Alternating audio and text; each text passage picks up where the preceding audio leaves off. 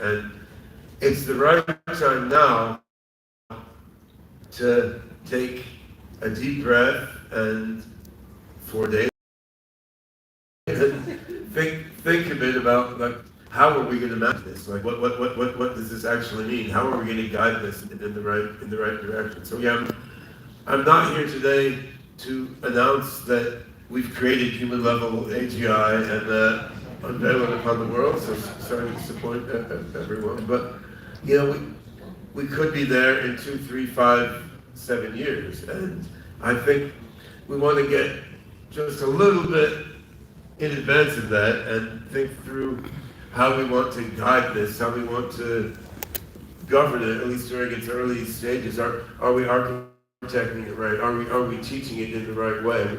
We want to make a bit more progress on collectively thinking through these issues before the AGI robot is walking up on stage and giving the keynote on how its own mind works out of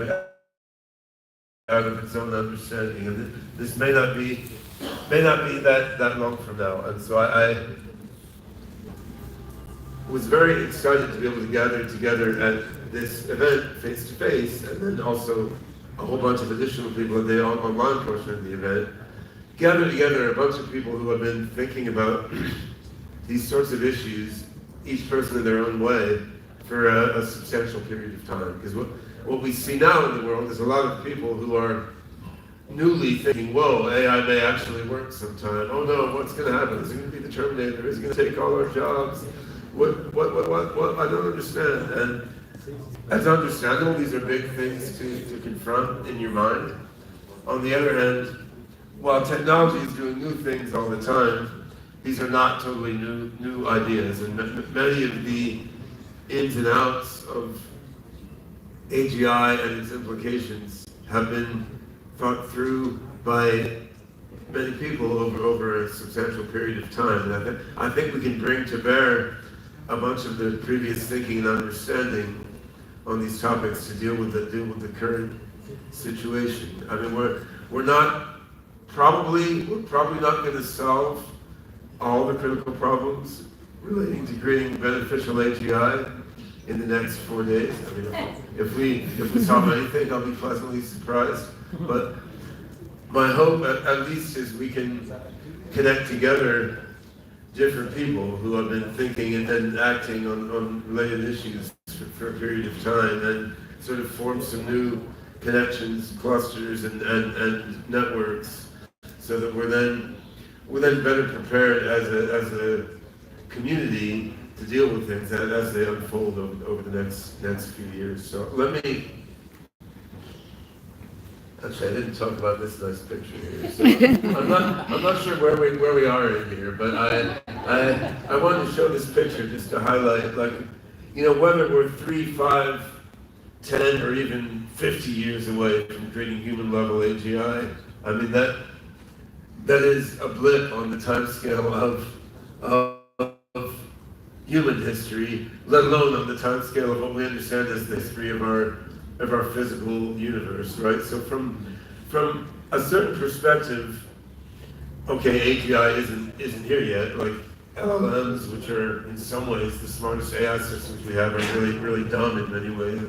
We still don't have self-driving cars that won't crash disturbingly often. So in a way, we're not there yet, right? But on the other hand, from a bigger perspective, like, we are in the middle of the singularity, right? Like we are here. Like if it's years to having a machine that thinks as smart as us, and we already have AIs that are doing more and more things that were traditionally considered only people could do. I mean, in a way, like we're in the center of it now and trying to steer it while it happens, right? And indeed, while I've been doing AI R&D for, I guess, 35 to 40 years, the AI field is much older than that, and what's happening today, the singularity that we're sort of in the middle of, is the culmination of a whole lot of processes on different timescales, right? I mean, of course,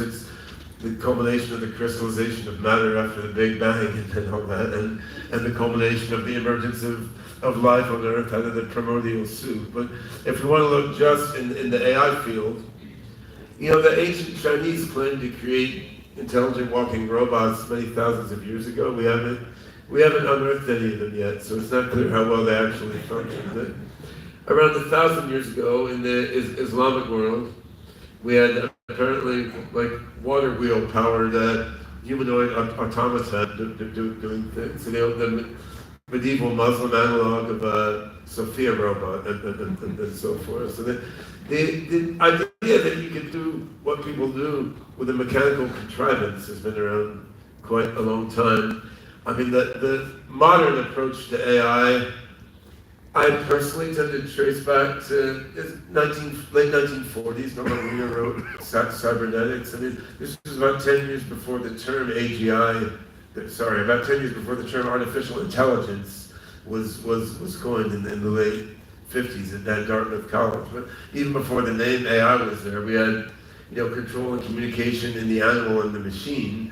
There was the idea that, you know, the pattern of passing around electrical signals to convey information was where it's at regarding intelligence, right? And we had the middle of the last century, a lot of the core ideas that are still central to the AI field today. Where I first discovered that there was an AI field and that there were serious people outside of science fiction working on AI was in a book called the Prometheus Project, which I found in, I think, the local town library in Haddonfield, New Jersey in like 1973 or something. So I mean, it wasn't well-known set of ideas at the time, but there were books on essentially the singularity in a small town library, right? What Feinberg said in this book, which I think was written in like 68 or something, but I didn't encounter it until 73 or 74 when I was maybe 7 or 8 years old. He said within a few decades, we're going to have machines that can think better than people. We're going to be able to build whatever we want at the molecular level, nanotechnology, and we're going to cure aging and death. And he said the choice is going to be, do we use this to expand our consciousness in amazing ways, or are we going to use this for rampant, stupid consumerism? And what he proposed to do was to put this to a vote of the human population.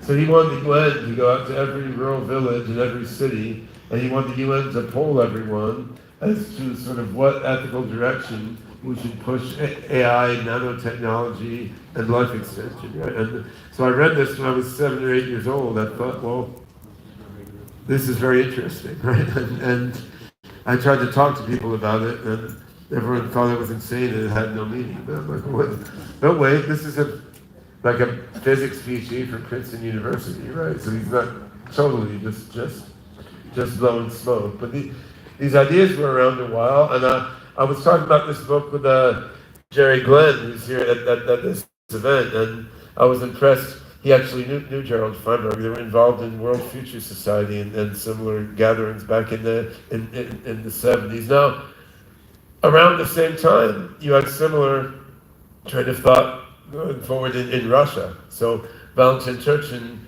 Phenomenon of Science, published in Russian in the late 1960s also, with many of the very same ideas about AGI, nanotech, immortality. I got to know Val much later in the late 1990s when I helped him get funding in New York for his company Supercompilers, LLC. But you had a similar train of thought popping up all over the place. Now, stepping forward, I mean, Ray Kurzweil, who became a good friend of mine in the last 10, 15 years, in 2005, he put out a book, The Singularity is Near, and I still think this was an epic work, and much of what he did there was just to give a more rigorous form to the argument that was obvious to many of us for quite a long time, right? So he just, together with the Amara Angelica, who helped him with plotting a lot of the curves, I mean, he just went through, looked at Moore's law, the speed of the fastest computer, how much RAM is in the machine, the size of the smallest working motor, the amount of energy needed to sequence a single human genome, and he just showed all these things appear to be nearing roughly exponential, they appear to be nearing a roughly infinite rate of change around 2030 or so. So he was looking at things are happening faster and faster and faster, and are getting not truly to infinity, but so fast it looks like that to a human being. 2029 was the date that he found through his curve plotting. Now, of course, raised enough of a scientist to realize there's some confidence interval about that. Like you can't, a pandemic could happen, a world war could happen, a lot of things could happen to derail your curve fitting. But still, that was 2005. He forecast 2029 for human level AGI, and now in 2024, this seems non-crazy to a lot more people, right? I mean, not that it's a certainty, and nothing in human life is a certainty, but in 2005, this seemed out there to most people. Now in 2024, partly due to ChatGPT shifting people's way of thinking, right? In 2024, more and more people are saying, well, okay, yeah, 5-6 years from now, maybe we will have machines as smart as people, right? So I think he was proved quite prescient, and he has a new book coming out. I think it'll be published finally next year, which is The Singularity is Nearer. So, and I'm hoping in 2029 he'll publish The Singularity is Here, right? Or The Singularity came last year and you were mind uploaded without consent and you didn't notice, right? But of course, curve plotting in itself doesn't prove anything, and we all know how to lie with statistics. But I think the argument that he put forward there was curve plotting grounded in some fundamental arguments, and I think we are, to a large extent, progressing along the course that Ray foresaw. Now, one thing I never agreed with Ray on, and I'll talk about this more in a couple of minutes, is he foresaw human-level AI coming in 2029, and then a true singularity in 2045, meaning like AI that was massively more intelligent than all human beings. And I see how he got that by just curve plotting. He was like, in 2029, we should have a single computer with as much processing power as a human brain. In 2045, we should have a single computer with processing power as smart as all humanity. On the other hand, my intuition was always otherwise. My intuition was always more like, once you have a full-on human-level thinking machine, then it should be years to having a massively superhuman machine, not 16 years, because I think a fully human-level thinking machine can self-modify, self-improve its own processes, invent new forms of hardware and networking. And to my mind, the only reason you have a 16-year gap between human-level AGI and superintelligence would be if the AGI itself decided to slow things down for its own cautionary reasons, which is not entirely impossible. But if that's the reason, we can't really put a timeline on it, 16 years versus 5 years or 500 years, right? But in any case, I think the singularity actually is near, and exactly what that means is one of the things to discuss in this event. I have a new book I've written myself along with Gabriel Axel called The Consciousness Explosion, and I think we emailed everyone who's coming to this event a not quite yet fully proofread version of it. The final version should be ready in a week or something. It'll be hardcover and paperback and so forth. But it's sort of similar theme to singularity is near, but a different take on various of the particulars, and I'll talk a little about that throughout this event. So, yeah, now that we're in an era where more people are taking seriously the idea that singularity may actually be near, and that AGI and superintelligence may be real things, people are doing what they always seem to do in dividing into different tribes around different rival belief systems. And this is just, humans are going to human, right? That's what we do. And some of the quasi-tribes that seem to be emerging in recent years are sort of clustered around these funky little abbreviations. This being the Twitter or X era, where everything has to be shrunk as little as possible, and people don't care about capitalization, punctuation, or spelling. So the decel cluster, I mean, these are roughly speaking people who think slowing down the advance of AI will be the best thing to do. And I don't take this all that seriously at some level, in the sense that, to me, whether or not slowing down the advance of AI would be the best thing to do, I can't see how it's going to happen unless it's like World War III or something, right? Because, I mean, it's not like we have a rational global world government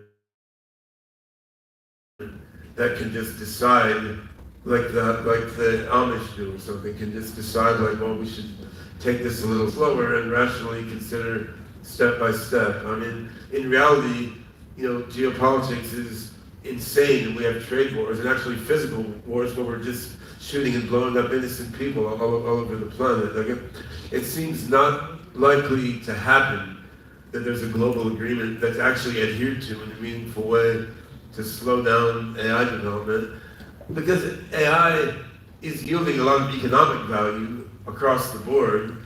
It's yielding a lot of positive human value across the board. It's also yielding military and espionage value, right? Like something that's just so broadly useful to so many parties.